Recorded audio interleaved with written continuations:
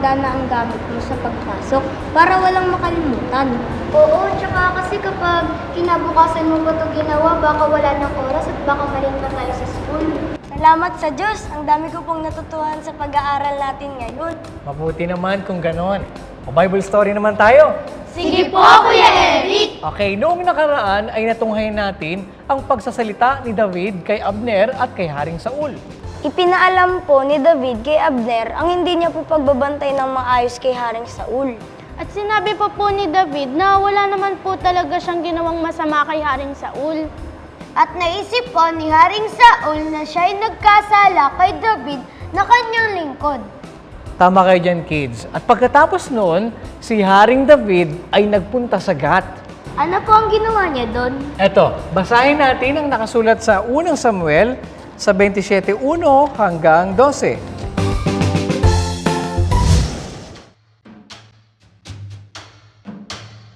At nasabi ni David sa kanyang sarili, "Ako'y mamamatay isang araw sa kamay ni Saul. Walang anumang bagay na mabuti sa akin, kundi ang tumakas sa lupain ng mga Filisteo. At si Saul ay mawawalan ng pag-asa tungkol sa akin, upang wag na akong pag-usigin sa lahat ng mga hangganan ng Israel. Sa gayoy tatakas ako mula sa kanyang kamay." At si David ay bumangon at lumipat, siya at ang 600 lalaki na kasama niya, na nasa kanya, kay Akis na anak ni Maok na hari sa Gat. At tumahan si David na kasama ni Akis sa Gat, siya at ang kanyang mga lalaki. Bawat lalaki ay kasama ang kanyang sangbahayan. Sa makatwid bagay, si David pati ng kanyang 2 asawa, si Ahinoam na taga Jezreel at si Abigail na taga Carmelo na asawa ni Nabal. At nasaysay kay Saul na si David ay tumakas na patungo sa Gat at hindi na niya pinag-usig siya uli. At sinabi ni David kay Akis, "Kung ngayon nakasumpong ako ng biyaya sa iyong paningin, bigyan nila ako ng isang matatahanan sa isa sa mga bayan sa lupain upang ako'y tumahan doon. Sapagkat bakit tatahan kasama mo ang iyong lingkod sa bayan ng hari?" Nang magkagayoy, ibinigay ni Akis sa kanya ang siklag ng araw na yaon. Kaya't ang siklag ay nauukol sa mga hari sa Huda hanggang sa araw na ito. At ang bilang ng mga araw na itinahan ni David sa lupain ng mga Filisteo ay 1 buong taon at 4 na buwan. Talagang gumawa po ng paraan si David upang wag na po siyang usigin ni Haring Saul. Kaya nagpunta po siya kay Akis. Kaya ang naging bunga po ay hindi na inusig ni Haring Saul si David. Oo. At si David ay nanahan ng 1 buong taon at 4 na buwan sa lupain ng mga Filisteo. At bukas, kids, atin namang matutunghayan ang tungkol sa pagpapahanap ni Haring Saul ng isang babaeng nakikipagsanggunian sa masamang espiritu. Lagi ba kayong handa sa pagpasok niyo sa school? Lagi nating tatandaan na mas maganda kung handa na lahat ng ating gamit at dadalhin gabi pa lang bago tayo matulog. Tama yan. At dapat, lagi tayong nagtatagubilin sa Diyos pagkagising sa umaga, bago matulog, at anuman ang ating gagawin. At hindi tayo dapat nagsasawang manalangin sa Diyos. Basahin natin ang nakasulat sa aklat ng unang Tesalonica sa 5 at 17. Magsipanalangin kayong walang patid. Hinahatid ba kayo ni nanay o tatay kapag papasok kayo sa school? O sinusundo kapag uwian na? Kung mag-isa lang kayong pumapasok at umuuwi, hindi ba delikado ang pagtawid niyo sa kalsada? Kaya bukas, kung loloobin ng Diyos, pag-aaralan natin ang tungkol sa pag-iingat ninyong mga bata sa pagpasok sa school.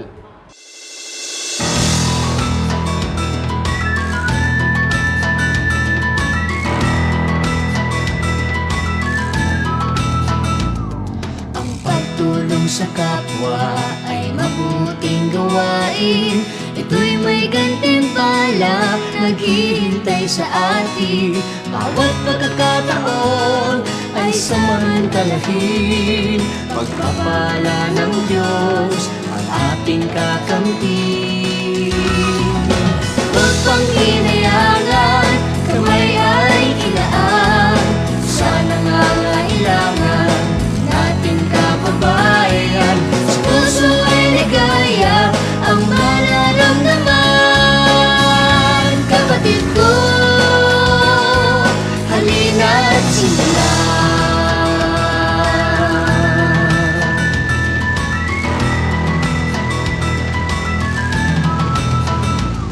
Kahit bata pa lamang, dapat matutunan.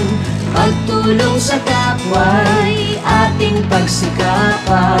Isipin na lamang kanilang kalagayan. Hangad mo rin ay kalinga mula sa iyong kapwa. Huwag pang hinayangan, kamay ay ilaan. Sa nangangailangan nating kababayan. Sa puso ay ligaya ang mararamdaman. Kapatid ko, halina't simulan. Huwag mangangamba, kaibigan. Nariyan ang Diyos, ika'y tutulungan. Huwag kang hinayangan, kamay ay ilaan. Sa nangangailangan nating kababayan. Sa puso ay ligaya ang nararamdaman. Kapatid ko, halina't simulan. Kapatid ko, halina't simulan. Kapatid ko, tulong sa kapwa. Kapatid ko,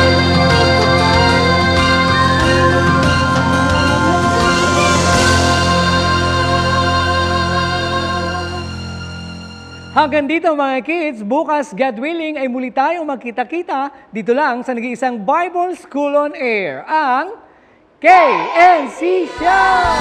The KNC Show will teach us while we grow.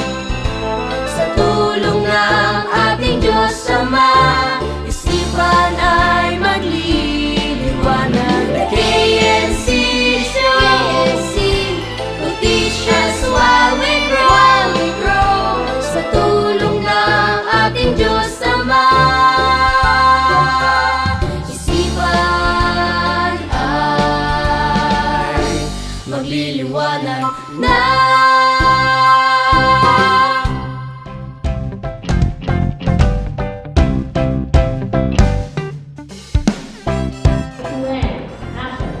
Papa, ang dandan. Mabuti naman kung ganon. O ano bang ginawa niyong, paano niyo ba Di na po ako nagpuyat, Kuya Eric. Naagad.